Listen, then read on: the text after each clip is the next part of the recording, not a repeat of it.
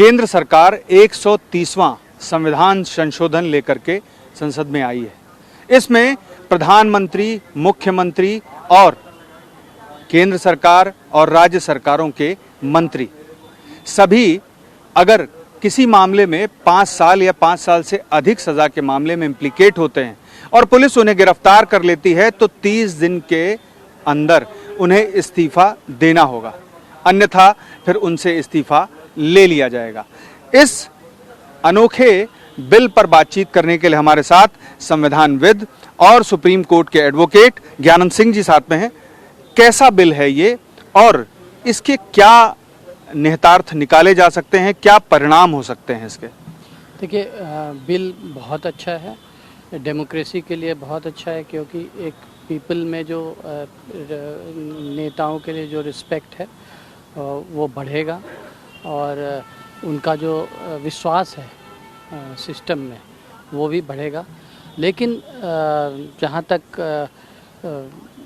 Opposition की बात है, अभी जो लोग अपोज कर रहे हैं, उसका कारण ये है कि इसके मिसयूज़ होने की संभावनाएं जताई जा रही हैं। बस उस मुद्दे पे होलिस्टिक डिबेट की ज़रूरत है। राजनीति में अपराधीकरण को दूर करने के लिए एक बड़ा कदम माना जा रहा है सरकार का। क्या इसकी पीछे मतलब क्या हकीकत मानी जा सकती है या कोई जो विपक्ष आरोप लगा रहा है उस तरीके का आरोप सही माना जा सकता है? देखिए, प्रमा फेसाई कोई मिसयूज़ जो है, जहाँ तक इस कानून की का बात करें कि संविधानिक वो कॉन्स्टिट्यूशनल पैरामीटर पे खरा उतरेगा या नहीं उतरेगा, मैं मानता हूँ कि बेशक उतरेगा, बट मिसयूज़ की संभावनाएं हैं। बट प्रमा फेसाई उसे हम नहीं कंसीडर करेंगे, क्योंकि किसी कानून के मिसयूज़ जो है, किसी कानून का जो अगर मिसयूज़ की संभावनाएं जताई जाएंगी, उसके कारण उस कानून को रद्द नहीं किया जा सकता, उस रिफॉर्म को रोका नहीं जा सकता। हाँ, इसमें जो भी जो सेफगार्ड्स लगाए जा सकते हैं कि कानून का दुरुपयोग ना हो, अपोजिशन पार्टी के खिलाफ जब भी कोई सरकार में पार्टी रहे उसको का दुरुपयोग ना करे, तो इसके लिए जो भी डिबेट के बाद जो भी प्रोविज़न्स डाले जा सकते हैं वो डालने चाहिए। और दूसरी बात, जुडिशरी जो है, इसमें मिसयूज़ हम इसलिए भी इसको नहीं कंसिडर करेंगे क्योंकि इसमें हम उस वक्त की बात कर रहे हैं जब वो कस्टडी में है, या तो जुडिशियल या पुलिस कस्टडी में है। ये बिना कोर्ट के आदेश के नहीं होता है। यानी कि जो दिल्ली के पूर्व मुख्यमंत्री थे अरविंद केजरीवाल, उनके समय में शराब घोटाला मामले में जो स्थितियां उपजी, यानी कि केजरीवाल ने अपना पद नहीं छोड़ा और लंबे समय तक वो जेल से ही सरकार चलाने की कोशिश करते रहे, तो ये सारी स्थितियां खत्म हो जाएंगी इस संविधान संशोधक जो विधेयक है इसके पारित होने पर? हाँ, ये ख़त्म हो जाएंगे। और इसमें 2 चैलेंजेस हैं। पहले भी एनोमली था, केजरीवाल ही शायद मेरे संज्ञान में यही एक चीफ मिनिस्टर थे, एक चीफ मिनिस्टर और अरेस्ट हुए थे, उन्होंने पद छोड़ दिया था। मेरा ये मानना है कि जो भी जिन पदों की हम बात कर रहे हैं, मिनिस्टर, चीफ मिनिस्टर और प्राइम मिनिस्टर, ये लोग जो है गोपनीयता की शपथ लेते हैं।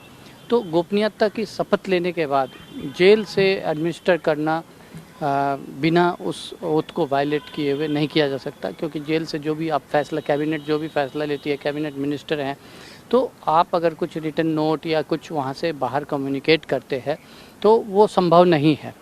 तो एक तो ये है। दूसरा, जो जहाँ तक सेफगार्ड्स की बात है, सेफगार्ड्स के लिए देखिए, इसमें अगर ये कानून आ जाता है तो इसमें जुडिशरी को एक बहुत ही इम्पॉर्टेंट रोल प्ले करना पड़ेगा। ऐसे भी जहाँ तक मिसयूज़ की बात होती है तो हम यही बताते हैं कि आप अगर गलत अरेस्ट हुए हैं, अगर गलत हुआ है, तो जुडिशरी एक इंडिपेंडेंट बॉडी है हमारे सिस्टम में जो आपको राहत देगी। लेकिन इस केस में चूँकि एक समय सीमा तय की गई है, तो जुडिशरी को भी अपने सिस्टम्स को दुरुस्त करना होगा। ऐसे केसेस को जितनी भी रेमेडीज़ अवेलेबल हैं उस व्यक्ति के पास, उस मिनिस्टर के पास, या जो भी इसमें इस कानून में आते हैं, वो सारी रेमेडीज़ उनको 30 दिन में अवेल करने का मौका मिलना चाहिए जी। क्योंकि अगर आप बेल के लिए मूव करते हैं तो एक जगह से रिजेक्ट होता है, 2 जगह से। देखिए, मिसयूज़ नहीं होगा तभी जब जुडिशरी इसको पुख्ता तरीके से स्क्रूटनी करेगी। इसके लिए हमारे जितने भी राइट्स हैं, क्योंकि एक तरफ से मेरी कैबिनेट की बर्थ या मेरी post as chief minister politically मैं बहुत अच्छे ओहदे पे हूँ, वो जा रहा है। दूसरी तरफ आप मुझे रेमेडीज़ नहीं देंगे और टाइमलाइन, आप जो टाइमलाइन सेट कर रहे हैं उस टाइमलाइन में हमारे पास उस टाइमलाइन में सारे जुडिशियल रेमेडीज़ एग्जॉस्ट करने का वक्त भी होना चाहिए। तो ऐसे में जुडिशरी के पास बहुत बड़ी रिस्पॉन्सिबिलिटी आएगी। एक और इस पर सवाल उठाया जा रहा है पहलू पर कि अगर केंद्रीय एजेंसियों का दुरुपयोग करके जो राज्यों के मुख्यमंत्री हैं और राज्यों के मंत्री हैं, उनके खिलाफ कई मामले ऐसे लगा दिए जाते हैं जो 5 साल या 5 साल से अधिक सजा के हैं, तो ऐसी स्थितियों उपजने पर फिर किस तरीके से उनका बचाव हो सकेगा, या वो अपने हक की बात कैसे कर सकेंगे और बचाव कैसे कर सकेंगे? देखिए, हमारे यहाँ सेपरेशन ऑफ पावर्स है, सबसे बड़ा सेफगार्ड सेपरेशन ऑफ पावर्स है जुडिशरी, एग्जीक्यूटिव, लेजिस्लेचर का। अभी लेजिस्लेचर कानून बना रही है, दूसरे लेवल पे जुडिशरी जो है सेफगार्ड करेगी।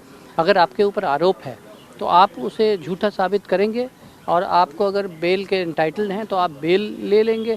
बेल तो आपको प्रीमा फेसाई उसमें मिलेगा अगर गलत हो रहा है तो हम सारी उंगली और बॉडीज़ पे उंगली नहीं उठा सकते।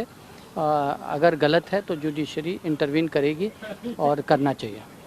चूंकि आपराधिक मामलों की बात हो रही, तो जाहिर सी बात है कि सीधे तौर पर पीएम को, सीएम को और मंत्रियों को गिरफ्तार किया जा सकता है पुलिस के द्वारा।